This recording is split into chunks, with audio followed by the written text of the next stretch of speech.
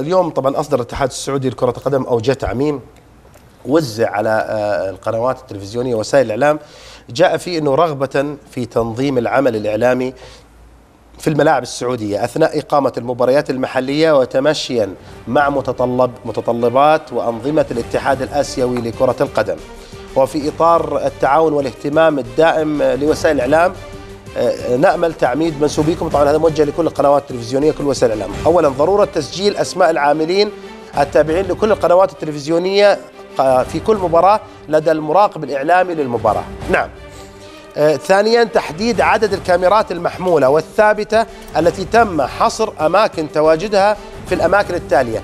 الآن الكاميرات لن تتحرك في الملاعب على كيفها، سيكون أماكن الكاميرات داخل أرض الملعب اللي هي منطقة المضمار، أماكن الكاميرات المعتادة في أعلى الاستاد اللي هي المناطق كاميرات النقل التلفزيوني اللي تكون موجودة في المدرجات، منطقة اللقاءات السريعة اللي هي الفلاش انترفيو اللي هو اللاعب طالع يسوي لقاءات، مقر المؤتمر الصحفي اللي يكون فيها المدرب. هذه 4 مواقع.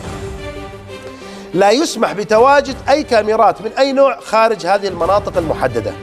لا يسمح أبدا التصوير داخل حرم الملعب خلف المدرجات في أي وقت، علما بأن هذه الإجراءات مؤقتة إلى حين صدور اللائحة الإعلامية التنظيمية للموحدة للملاعب السعودية قريبا إن شاء الله، والتي سيتم تزويد وسائل الإعلام بنسخة منها فور الانتهاء من صياغتها النهائية. وتم تعميد المراقبين الإعلاميين ومدراء الملاعب بمتابعة تنفيذ هذه الإجراءات الضرورية وإشعارنا بأي تجاوزات لها لاتخاذ اللازم حيالها. هذا خطاب الاتحاد السعودي لكرة القدم الموجه لوسائل الإعلام. إيش القصة الحين؟ إيش التفاصيل حقت القرار هذا؟ تعال نشوف البطاقة التالية.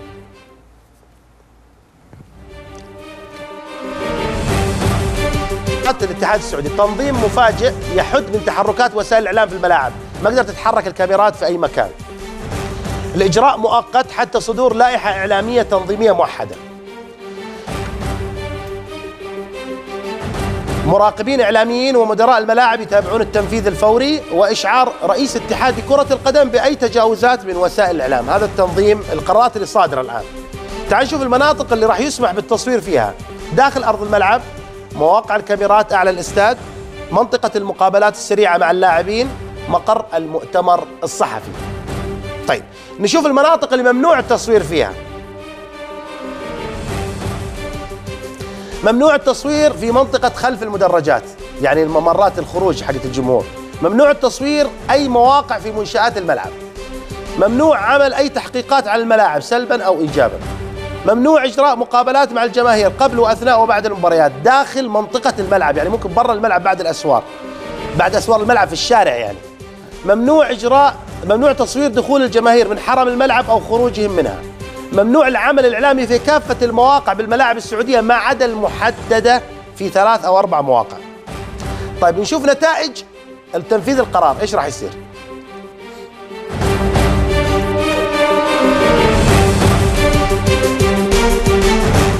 راح يتم إيقاف كافة التحقيقات الخاصة بسلبيات الملاعب، إيقاف برامج ردود فعل الجماهير من كافة المباريات المحلية، الاعتماد على المقاطع المصورة عبر يوتيوب في أحداث الملاعب، يعني تصير القنوات ووسائل الإعلام تأخذ من كاميرات المشاهدين أو كاميرات المتفرجين، يصور بجواله ويحط في اليوتيوب بدل ما كانت القنوات اللي تصور. اقعد عاد اعتمد على شكل الصورة، الزاوية، كيف مصداقية اللقطة، الله يعلم. راح تزيد استخدام كاميرات الهواتف في رصد الأحداث اللي تصير في الملاعب. دائما راح تصير مصادر وسائل الإعلام هي كاميرات الجوال. طبعا القنوات السعودية ستلتزم بهذا القرار، لكن القنوات الخليجية اللي تيجي تغطي في المملكة ما راح تلتزم بهذا القرار. هذه المشكلة يعني الرئيسية. تعليقك أول شيء عادل؟ والله أنا أعتبره يعني بصراحة يعني قرار غريب الحقيقة، ولا أتصور إنه يعني لا أتصور إنه يخدم يعني الرياضة بشكل عام. يعني يكفي قضية الآن الاعتماد على لقطات يوتيوب. أنا بفهم يعني كيف اعتماد على لقطات يوتيوب يعني. لا يعني هذه تحليل من الجولة اللي راح يصير. يعني مثلا يصير مثلا لا سمح الله نقاش بين جماهير حاد برا الملعب، فانت طبعا ما تقدر تصور لانه ممنوع. احنا بنلتزم طبعا، جت توجيهات وبلغت كل القنوات، واللاين سبورت ملتزمه يعني، والجوله ايضا ملتزمه بالقرار في الاخير يعني احتراما. طيب اذا التزمت لاين سبورت وجات زي ما تفضلت قناه خليجيه، لا قنوات خليجيه بتصور بصراحه. طيب واخذت انت لاين سبورت منها، وبتعرض. يعني أنا حتى شكلها، الشكل اللي بصراحه العام انا وجهه نظري مو طيب. يعني المتابع السعودي الان اللي يبحث عن حدث معين وبالتالي يعرف انه القنوات السعوديه يعني مثلا هذا التحقيق مثلا ما اقدر اطلعه خلاص بعد كذا مش موجود، يعني ما اقدر اسوي تحقيقات عن المضبوطات مثلا في بوابات الملاعب، ما تقدر. ما تقدر تسوي تحقيقات عن البوفيهات في الملاعب، ما تقدر تسوي تحقيقات عن عملية دخول الجماهير إلى الملاعب، ما تقدر تسوي لقاءات عن الوجبات الغذائية، ما تقدر تسوي لقاءات مع الجمهور وقت المباريات، ما تقدر تسوي لقاءات والجمهور طالع من الملعب. الجماعة طبعا حسب التوضيح انه بيصدر تنظيم كامل، بس النقطة الرئيسية اللي هم مركزين فيها انه هذه متوافقة مع أنظمة الاتحاد الدولي والاتحاد الآسيوي لكرة القدم. طبعا احنا ما شفنا النظام حتى الآن، مثلا هذه اللقطات ما اقدر تجيبها خلاص بعد كذا، ما اقدر تصورها. يعني عملية تشوف المنظر هذا مثلا ما اقدر تجيبه اللي هو امامك، شوف عملية يعني بالامس فريق تتويج فريق برشلونة الكاميرات وصلت الى الجماهير وداخل الملعب وبرا الملعب. انا لا ادري اذا كان هذا الامر معمول في الاتحاد الدولي سابقا ام سيعمل به، لكن اللي اتصوره انه واللي يخشى ان هذا الامر نطبقه عندنا في ملاعبنا وتعرض قنوات خليجيه وعربيه، وبالتالي اعتقد بيكون شكلنا ما هو طيب. يعني حتى الامور اللي موجوده عندنا، الاحداث اللي احنا طبعا مو شرط كل حدث اني انا اسلط الضوء عليه يعني او انه مهم بالنسبه لي، لكن في احداث صعب انك تتركها يعني على العواهنه او اني انا انتظر قناه خليجيه هي اللي تعرض هذا الامر. يعني شوف المناطق هذه خلاص ممنوع انك تجري فيها اي تصوير نهائيا، مالك الا تقعد تمسك الباب من برا. طيب بس انا اسال سؤال، يعني يا ريت بس ايش الفكره يعني من المنع من هذا الامر؟ يعني ايش اللي استجد؟ يعني انا لما اسمع قرار الان صدر قرار وينص على كذا كذا كذا، نود نسال طيب ليه؟ يعني شو الاسباب؟ ايش المشاكل اللي احدثها مثلا برنامج ردة فعل الجماهير؟ انا وجهة نظري البرنامج كان جميل، بالعكس يعبر، حتى الجمهور كان يعبر عن ما في داخله، بغض النظر عن اذا كان في اساءات ما اساءات، هذا طبعا لا تعرض. لكن انا اتصور ليه يعني انت ليه منعت هذا البرنامج يخرج مثلا؟ ليه منع برنامج ردة فعل الجماهير اللي يقول لك انه ما تقدر تسوي لقاءات في المدرجات مع الجمهور؟ طيب ليه؟ السؤال ما عليه ليه؟ احنا معليش انت الان سمعنا كلمه لا. اقول لك بامانه عادل، شوف انا بقول لك بصراحه، انا اسمع عن انظمه موجوده عندنا كثيره من زمان، وانا محترم القرار بنطبقه يعني على فكره، يعني لا اني معترض، بس من حقنا نناقش. يعني مرت علي قوانين عجيبه، انا حتى حضرت اجتماعات على فكره في اتحاد كره القدم ايام ART، وجلست مع ناس تحترمهم واجلهم، ومنهم مسؤولين موجودين في الان في مواقع مهمه في الملاعب. والله الظاهر اني ما حضرت كاس عالم في حياتي. كل ما تكلم واحد منهم يقول لك النظام، يقول لك في الاتحاد الدولي كذا، وهو ما يقول كذا، والله ما يقول كذا. في اسبانيا الكاميرا تخش جوا الدول عشب، وقت توقف اللعب يصور، يقول لك لا هذا مش صحيح. يا احنا نقول معلش احنا بنطلع نظام ونتحمل، بس نقول طلع نظامنا، احنا حرين، احنا نظامنا كذا. لا تقول لي الاتحاد الدولي والاتحاد القاري انا طبعا ما اقصد القرار هذا، انا ما طلعت على الاتحاد الاسيوي عشان اتاكد، بس انا اشوف الاتحاد الاسيوي فعلا ما يسوي لقاءات في المدرجات وقت المباريات، يعني يمنعونها، هذه موجوده الحقيقه يعني. بس برا الملعب ما اقدر تسوي لقاءات، يعني ايش انتظر في الشارع؟ الا اذا كان في سبب اخر، يعني قد يكون القرار برضه مش رياضي ربما. ابو خالد، عموما تعليقك على القرار؟ طبعا بعض بنود القرارات اللي شفتها الان انا اعتبره صراحه مش تنظيم الاعلام، بل بكل امانه تحجيم لوسائل الاعلام. انا استغرب صراحه النقطه اللي هي منع التحقيقات والنقاط السلبيه في التقارير في الملاعب. اتوقع انه حتى نفس القطاعات المسؤوله، الرئاسه العامه رعايه الشباب، اداره الملاعب، استفادوا من التقارير اللي قدمت، وخاصه من خلال برنامج الجوله. تقارير كثيره انا متاكد 100% انهم استفادوا منها المسؤولين، هم بنفسهم ما كانوا عارفين طبعا عنها. ابو خالد، تجاوزات عشان نكون امينين في النقطه هذه، النقطه اللي تكلمنا عنها اللي هي عدم ايقاف التحقيقات، هذه نتائج مش موجوده في القرار. هي انا قريت الخطاب وجدت انه نتائجها انك ما قدرت تسوي الاشياء هذه. عشان نكون امينين، الخطاب ما فيه الا تنظيم المواقع اللي ممكن تسوي فيها اللقاءات فقط، ما حددت ايش الاشياء اللي ما تسويها. بس لما تشوف المواقع اللي انت ما قدرت تتواجد فيها تفاجئ ان ينتج عنها ما راح تسوي تقرير. بالضبط، ما قدرت تسوي تقرير. انا عشان اكون واضحين، هذا لم يكن في القرار، يعني احنا نقرا نتائج القرار. وحتى على وحتى على سبيل منع مقابلات الجمهور، يعني حتى لو منعت اتوقع انك حتحرم المشاهدين من بعض البرامج الجميله، من بعض اراء الجمهور. حتى الجمهور لما يحضر مباريات من حقه انه يقول رايه، من حقه يعلق على النظام في الملعب، خارج الملعب، طريقه دخولهم، خروجهم، السلبيات، من حقه يتكلم على فريقه حتى لو مشاركه كجمهور يعني كرأي. طيب فاتوقع انه احنا مع التنظيم يا ابو بدر، احنا ما نقول احنا دائما مع التنظيم مع وسائل الاعلام، ولكنه انه يكون شيء مدروس، وقد يكون لما نسمع يعني وجهه نظرهم المسؤولين في القرارات هذه قد يكون في كلامهم شيء مقنع يعني. طيب خلينا معنا عبر الهاتف الاستاذ احمد صادق ذياب، المتحدث الرسمي لاتحاد كره القدم ورئيس لجنه الاعلام والاحصاء، للتعليق على هذا القضيه. مساء الخير ابو اصيل. مساء الخير ابو بدر، وتحياتي للاخوان عندك ولكل المشاهدين الكرام. اليوم انت هدفنا. ايش تبغوا تكتفونا يا ابو اصيل ولا ايش؟ ما كتفتونا. احنا اول شيء سيدي في قارب واحد حبيبي. ونجاحكم هو نجاح لنا حبيبي. واعتقد انه نجاحنا احنا ونجاح لكم في نفس الوقت. الله يخليك.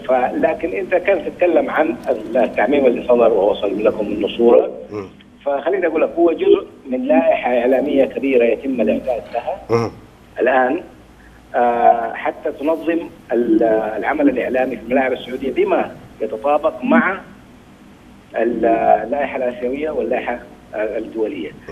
احنا ما جبنا اي شيء من عندنا، يعني حتى هذا الخطاب اللي جاكم نفسه اللي مطبق يعني احنا هنطبق الان الفلاش انترفيو في الملاعب السعوديه اللي هو مطبق في اللائحه الاسيويه كما تعلمون، خبرتكم في هذا المجال تعرف انه موجوده. مواقع الكاميرات حتى في الاتحاد العالمي لا يمكن انه يجي المخرج ويحط الكاميرات قبل ما يعطينا خطه فين حيحط الكاميرات وفين حتتحرك. هذا بالنسبه للناقل اللي ينقل الحدث. بالضبط، واحنا بنتكلم عن الناقل. نعم. الان في عندنا حاجه في الاتحاد الاسيوي يسموها القنوات المساعده او المساهمه، اللي هي ما هي ناقل انما يعني اخذه خط من الناقل الرسمي. زي لاين سبورت ماخذه من الجزيره. نعم. نعم. فاحنا اللي حيحصل كالتالي، في لاين سبورت بتيجي مثلا بكاميرات محموله. احنا ما حنقول لها لا، العكس تاتي وتمارس عملها بمهنيه اللي تعودناها منكم في اي مكان، بس تقول لنا فين حتشتغل. يعني يجي حامل الكاميرا يقول لك انا حكون مثلا في الفلاش انترفيو في الميكس زون في كذا في هذه الاماكن، اوكي تفضل اي مكان تبغاه، نلعب كله تحت امركم، ما عندنا اي قضيه في ذا الموضوع.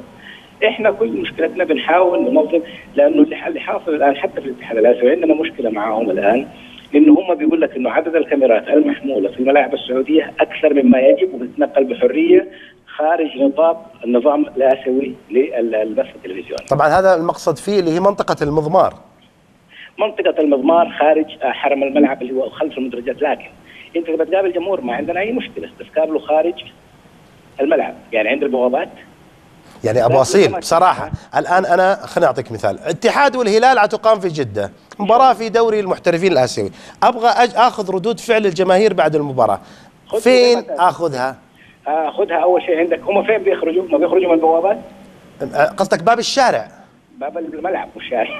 ايوه يعني كذا ما احتاج موافقه اتحاد القدم، انا كذا اضبط مع الداخليه، ما اضبط مع الشرطه، هذيك منطقه الشرطه مش منطقه رعايه شباب. لا سيد، اول شيء انت لازم تعرف، انت بتتكلم عن المواقف هذه الخارجيه تبع لرعايه الشباب. حرم، تعتبر حرم الملعب. اي ما عندنا هذه مشكله فيها، لاحظ احنا بس ترفع صوتك ابو اصيل. ابشر اذا ممكن.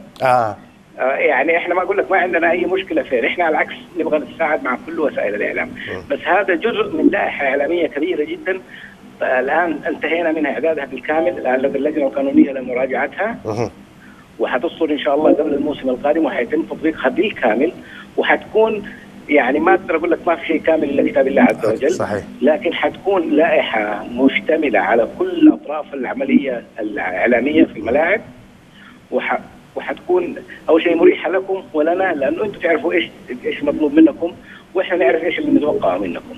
ابو اصيل، يمكن في تساؤل كان عند الاخ عادل الملحم كان يسال ايش يقول ايش اللي استجد فجاه يعني؟ ما في شيء استجد فجاه، بس انت احنا عندنا مشكلتين يا ابو بدر. تفضل. احنا عندنا الان الاخوان، طبعا ما اتكلم بس الاعلاميين في التلفزيون، اتكلم حتى الاعلاميين في الصحف، دائما يقول لك لا تفاجئونا بكل شيء دفعه واحده. يعني زي ما حصل لما عملنا تطبيق نظام الميكس زون ونظام الفلاش انترفيو، جاء قال لك ليه سويتوه كده فجاه؟ يا اخي ادونا شويه. طيب حاضر، احنا عملنا هذا الان، هذا جزء من اللي حيحصل في الموسم القادم. فالان بنتيك جزء او جرعه ثانيه. الجرعه الاولى كانت عمليه تنظيم، احنا لازم كنا نتنظم من الداخل عشان نكون امناء. فاحنا اول شيء ثبتنا عمليه المراقبه الاعلامي في المباراه، بيكون في 3 إلى 4 اشخاص عاده مسؤولين اعلاميين في الملعب عشان يسهلوا كل الاعمال الاعلاميه للاخوان اللي بيشاركوا في نقل المباراه. الان حطينا كود لهم، سوينا لهم دوره تدريبيه. الان وصلنا للمرحله الثانيه، هو بدء تطبيق اجزاء من هذه اللائحه اللي حتصدر.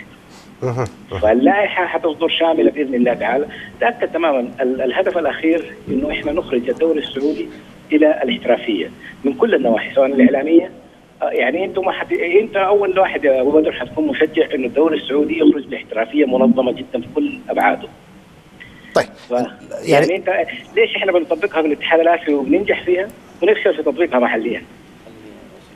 يعني حتى التلفزيون السعودي لما بيصور في الاتحاد الاسيوي بيجيب لنا خريطه للكاميرات وبيجيب اسماء العاملين وبياخذ تصاريح مخصصه لهم بالصور وفين بدهم يتحركوا وبنوافق عليها. بس هذه ابو اصيل بتكون طول الموسم، يعني مش كل مباراه بيصدروا تصاريح يعني الدوري الانجليزي مثلا عندهم بطاقات طول الموسم. الدوري ما اتكلم عن بطاقات يعني، بس الدوري الانجليزي على معلوميتك ابو بدر حبيبنا كل مباراه لازم يجيبوا خريطه للكاميرات فين حق. اكيد هذا اكيد بالرغم انه هو ناقل واحد هناك، مش عندنا زي عندنا هنا 2 ناقلين هنا بالضبط، عربتين نقل. احنا عشان كده بنقول بس اشعرونا ايش تبغوا، تمام؟ علشان احنا كمان انا اديك مثال يا ابو بدر. بس مشكلتنا ابو اصيل احنا يعني والله كلامك على راسي، احنا مشكلتنا مش الكاميرات، يعني مشكلتنا انه الان لو ابغى اجري لقاءات مع الجماهير لازم اغادر منطقه الملعب، رغم انه لو ابغى اسوي تحقيق عن الوجبات الغذائيه في الملعب ايش كيف اسوي؟ انا اديك مثال، استنى اللي يبيعوا برا؟ لا اديك مثال بسيط جدا يا تفضل ابو بدر. الاخ زميلكم الاستاذ وليد اساله وليد هو ولا مين؟ المهري ولا ماني فاكر الاسم الحقيقي العام الماضي اللي واحد اسمه الغامدي، محمد الغامدي اظن كان معاكم في الاي ار تي. اوكي. اساله ما الذي حدث من المراقب الاسيوي معه عندما شافه بيتحدث مع الجماهير في المدرج؟ اي على طول شال منه البطاقه، تمام، وسحبه منه وطلب اخراجه من الملعب. هذا في المدرج؟ اي ده ما هذا بديك جزئيه. فاحنا الان بتتم في المحليا بتشوف ناس في المدرج، صح؟ صحيح. فيعني هذا جزء احنا ما نبغى حقولنا المراسلين يكونوا على علم بهذه التفاصيل حتى لا يقعوا هم، لانه احنا ما ننفع على مراسل لنا انه تسحب بطاقته ويخرج من الملعب. تمام؟ فبالتالي انت اذا ما طبقتها محليا لن تستطيع تطبيقها وتعويد الناس عليها في الخارج. فاحنا الحقيقه الهدف الاساسي، لانه واحده من تقييمات الدوري السعودي اسيويا وعالميا التنظيم والتنظيم الاعلامي بالدرجه الاولى. هل تعلم يا ابو بدر انه احنا فرقنا عن كوريا واليابان في التقييم الاسيوي للدوري بحوالي، اليابان متقدمه عننا ب 105 نقطه. كوريا متقدمه عننا بحوالي 35 نقطه اذا انا متذكر. هل تعلم لو كان عندنا تنظيم اعلامي كان عدينا كوريا واقتربنا قليلا من اليابان؟ لكن لانه التنظيم الاعلامي ما كان كامل فنقص تماما من الارقام اللي اخذناها. ويعني اديك بس مثال بسيط جدا عشان تعرف قد ايه خصموا علينا من النقاط. في صوره عندهم في مباراه تحت الملاعب السعوديه بلاش احدد، ماخوذه من فوق من المراقب. احد المصورين ماشي على ارضيه الملعب جوا فوق الزرع، بيقطع الملعب من جهه الى اخرى. هذه الصوره نقصتنا 7 نقاط. طيب يعني ابو اصيل انت شرحت وجهه نظرك، عندك تعليق عادل ولا خلاص؟ لا خلاص. طيب استاذ غرم عندك تعليق مع الاستاذ احمد؟ لا ابدا، خلاص كلامه كافي وافي ويعطيك العافيه ابو الاخ. يعني حبايبنا الاثنين طبعا عندك غرم وسالم، والحقيقه انهم من اكفأ الناس اللي احنا نعرفهم وتعاملنا معهم. تسلم لي يا ابو اصيل، تسلم شكرا لك. استاذ احمد شكرا. كان معنا الاستاذ احمد صادق ذياب المتحدث الرسمي ورئيس لجنه الاعلام والاحصاء في الاتحاد السعودي لكره القدم، شرح وجهه النظر الخاصه بالاتحاد السعودي. معنا الزميل طلال آل الشيخ النقد الحصري ايضا لبرنامج الجوله ونائب رئيس تحرير صحيفه الحياه. مساء الخير ابو تركي. مساء الخير ابو بدر. تعليقك؟ والله تعليقي صراحه الموضوع استفزني يا ابو بدر. يعني انا دائما اقول ابو اصيل خير من يمثل اتحاد كره القدم، وهو في حديثه قال لك كل شيء تقدر تسويه ولاحقك حتى مواقف السيارات انه ما تقدر الا تاخذ اذن حتى في الشارع خارج السور. اول شيء ملاعبنا هل تتوافق امكانياتها وخدماتها مع متطلبات الاتحاد الاسيوي اللي تحدث عنها؟ هل تطبيق القرار فقط على المباريات الاسيويه؟ هل هذا الهدف طلع الان وصار يعني هدف كبير، ام ان الهدف يعني معلش يسمحوا لي الاخوان في اتحاد كره القدم، انا افهم انه في انزعاج من التقارير اللي تطلعها الجوله اللي تبين سوء الملاعب، سوء الكراسي، سوء النظافه، سوء الصيانه، سوء الاسوار، سوء الناحيه السكيورتي والامنيه داخل الملعب، الناس تنقز من فوق الجدران، كل هذا ممنوع انت تطلعه بحجه يعني بغلاف جميل وبغلاف جيد، يعني بغلاف حق، لكن اعتقد انه اريد به يعني ما ابغى اقول باطل، ولكن اريد به انه ما تبان سوءة ما يحدث في بعض الملاعب، واللي خلت المسؤول الاول للرياضه السعوديه الامير نواف زي ما شفنا في تقارير ملعب جده كيف تفاعل وبشده وبسرعه، وخلى المسؤولين يشكلون لجان واعاده تنظيم في ملعب جده. صدقني يا سمو الامير، انا خاطب رئيس اتحاد كره القدم، مثل هذه التقارير الاعلاميه الواعيه هي لمصلحتك اولا، لمصلحه اتحاد الكره ولمصلحه كل مسؤول في الملاعب، امين على ما هو مؤتمن عليه، وامين على سلامه المشجع وراحه المشجع، وانه يكون يرغب المشجع في انه يحضر هذه المباريات. انا افهم من وجهه نظري انها تقييد للحريات، تم استغلال القرار الاسيوي وتطبيقه محليا، انا مع تطبيقه اسيويا ولكن مع اعطاء حريات. يعني ابو اصيل يقول لك حتى في المواقف ترى هذه تبع المواقف اللي في الشارع لازم تاخذ اذن، لكن في حيثيات كلامه يقول لك كل شيء تقدر تطبقه. ابو اصيل انا اتمنى انك تكون مقتنع بالكلام اللي انت حاولت تبرر فيه. اعتقد انه تقييد الحريات يا جوله يا برامج لا تجيبون اي شيء سيء في الملاعب الا نوافق عليه وتعرضونه علينا ونقول لكم اوكي. انا كاعلامي حقيقه مستاء جدا من مثل هذا القرار اللي يمس رجل الشارع والمشجع اولا قبل ما يمس الاعلام ويمس المسؤول عن الرياضه السعوديه، اللي اتمنى يكون في المشروع واضح ومفصل اكثر ويعطي حريه للقاءات اللي خارج الملعب، خارج الاسوار، الالتقاء بالجماهير، انه لقطات في الملعب معينه صحيح حدد الكاميرات، حدد الناقل، لكن اعطيه حريه حسب الضوابط والانظمه، مش تقيد حرياته بحجه انظمه وتنظيمات. واسف على الاطاله يا ابو بدر. يعطيك العافيه ابو تركي وشكرا لك. وكان هذا يعني طرحنا وجهتي نظر من الاستاذ احمد صادق ذياب المتحدث الرسمي للاتحاد السعودي لكره القدم، ومن استاذ طلال آل الشيخ، طبعا الاستاذ عادل الملحم، وكان الاستاذ غرم العمري. يعني بحاول قدر المستطاع اني اكون محايد في اداره هذه القضيه، لكن يعني نقول حاضر، شو بتسوي بعد امر الله، يعني بننفذ. انا بقول للجمهور انا حاولت اللي اقدر عليه، لكن تكتفت يديني. نطلع فاصل.